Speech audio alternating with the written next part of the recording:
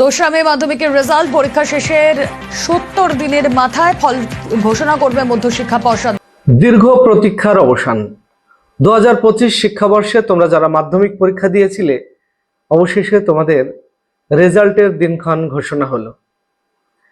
মে মাসের 2 তারিখে তোমাদের রেজাল্ট প্রকাশ হচ্ছে।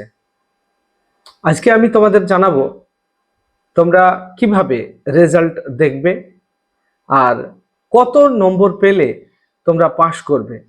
মাধ্যমিকে পাস করার যে পদ্ধতি, সে পদ্ধতিটা আসলে কি, কত কত নম্বর পেতে হয় কোন কোন সাবজেক্টে, আর কম্পার্টমেন্টাল হয় কত পেলে, আর ফেল হয় কিভাবে, এই বিষয় নিয়ে আজকে আমি আলোচনা করব। তবে ভিডিওটি তোমরা শুরু থেকে অবশ্যই শেষ পর্যন্ত দেখবে।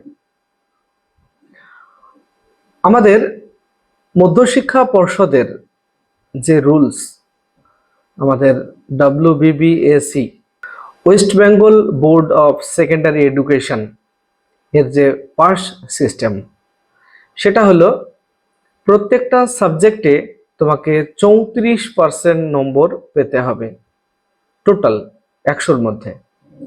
আমাদের পরীক্ষা হলো, মেন পরীক্ষা হয় 7টা 700, আর একটা হলো অ্যাডিশনাল, মোট 800 মার্কের পরীক্ষা। 800 মার্কের পরীক্ষার মধ্যে তোমাকে 34% নম্বর যদি হয়, তাহলে 8টা 34%, 8টা সাবজেক্টে মোট নম্বর হবে 272। তোমাকে 272 নম্বর পেতে হবে এবং প্রত্যেকটা সাবজেক্টে 34% করে নম্বর পেতে হবে, তাহলে তুমি মাধ্যমিকে পাস করবে। টোটাল মার্কস তোমাকে দেখাতে হবে 272। এবার দেখা গেল যে কোনো কারণে তোমার 272 নম্বর হলো না, এক্ষেত্রে তুমি কম্পার্টমেন্টাল হতে পারো বা ফেলও করতে পারো। কিন্তু এক্ষেত্রে 272 নম্বরের কম পেয়েও কম্পার্টমেন্টাল তুমি হতে পারবে। কখন হতে পারবে? মিনিমাম তোমাকে দুটো সাবজেক্টে 34%-এর উপরে নম্বর দেখাতে হবে। তাহলে এখানে কম্পার্টমেন্টাল হওয়ার জন্য আমাদের দুটো সিস্টেম আছে। একটা হলো অন্তত দুটো সাবজেক্টে তোমাকে 34%-এর উপরে নম্বর দেখাতে হবে, আর না হলে তোমাকে টোটাল মার্কস 272 কভার করতে হবে, তাহলে তুমি কম্পার্টমেন্টাল হবে। বা 272 নম্বর পেলে তুমি, কিন্তু প্রত্যেকটা সাবজেক্টে 34 করে পেয়ে গেলে, তাহলে তুমি পাস হয়ে গেলে। কিন্তু যদি 34%-এর কোনো একটা সাবজেক্টে তুমি কম পাও, তাহলেই তোমাকে সেই পরীক্ষাটা আবারও দিতে হবে। আর তোমার নম্বর যদি এমন হয় যে তুমি 34% করে একটাতেও পাওনি, আবার টোটাল মার্কস 272 তোমার হয়নি, তাহলে তুমি ফেল করবে। দেখো, মাধ্যমিকে ফেল করা কিন্তু খুবই কঠিন। কারণ হলো আমাদের যে পাস সিস্টেম, সেই পাস সিস্টেমে অন্তত 8টা সাবজেক্টের মধ্যে দুটো সাবজেক্টে কি 34% নাম্বার হবে না? যদি অন্তত দুটো সাবজেক্টে 34% নাম্বার হয়, তাহলেই তুমি কম্পার্টমেন্টাল অন্তত পেয়ে যাবে।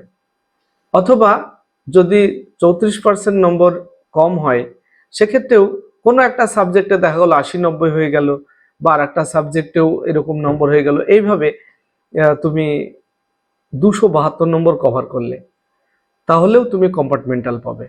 আর পাস হতে গেলে প্রত্যেকটা সাবজেক্টে তোমাকে 34% নম্বর দেখাতে হবে।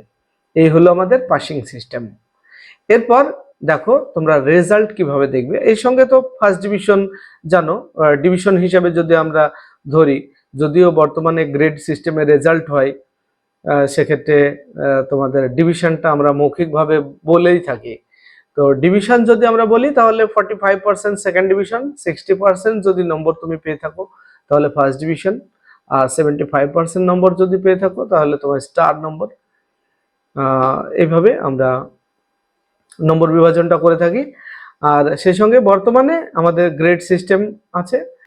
আর তোমরা রেজাল্ট কিভাবে দেখবে, দেখো আমি স্ক্রিনে একটা ওয়েবসাইট দিচ্ছি, যদিও অনেকগুলি ওয়েবসাইট প্রকাশ হয়েছে, কিন্তু তোমরা এই ওয়েবসাইটটি ফলো করো, তাহলে দেখবে তোমরা সরাসরি রেজাল্ট দেখতে পারবে।